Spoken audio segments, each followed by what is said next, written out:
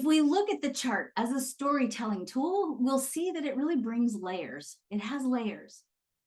I would say the very, very first layer that we don't talk a lot about in quantum human design, but we definitely talk a lot about more in the quantum alignment system, and it's certainly in the Encyclopedia of Quantum Human Design.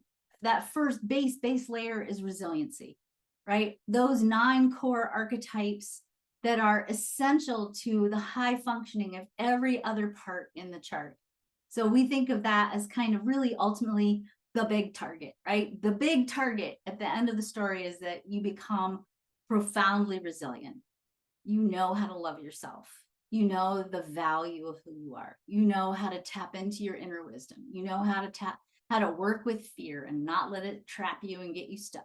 You know how to use your emotions as part of your creative power. You know how to hear the whisperings of wisdom inside of you. You know who you are. You know how that impact, what direction, right, you take.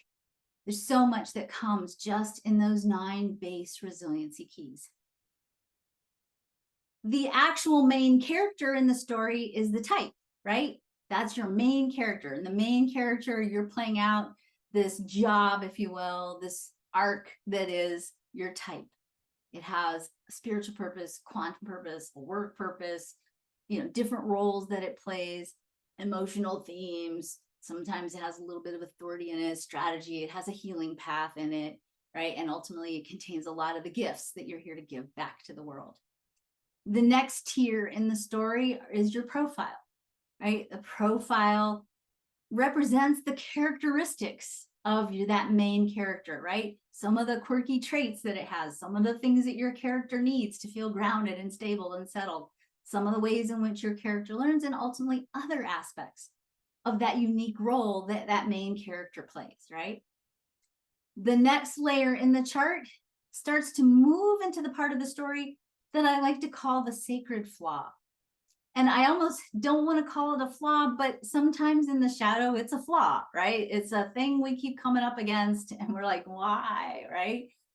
But when we start to understand it, when we start to see the potential outcomes of that part of the story, when we start to see where the tension is in that flaw, then we start to recognize it. We start to be able to take back control over it. And it moves from being a flaw to being profound self-awareness, right? So that sacred flaw, if you will, starts first with understanding your centers. How do you operate in the world in relation to other people's energies? That's really what our centers bring us, right? How do I experience relationship, community, the energy of the planet? What am I taking in? What am I giving out? And how do I, again, be conscious and aware of this part of my story? Then we have the next component, which is the circuitry, which tells us a lot about the main drivers in our life and what we're driven to move towards and what we need to feel included. And how do we combat those places where we feel excluded as a part of our circuitry? And how do we know which parts of who we are parts that are supposed to be excluded because they're here to bring change? And which parts of us need to find community and be together with others like us? And then, of course, we have our channels and our gates, more elements of our sacred flaw, if you will, aspects of ourselves that we have to learn how to consciously choose to live out the highest parts of the chart in those places, in those gates, in those channels.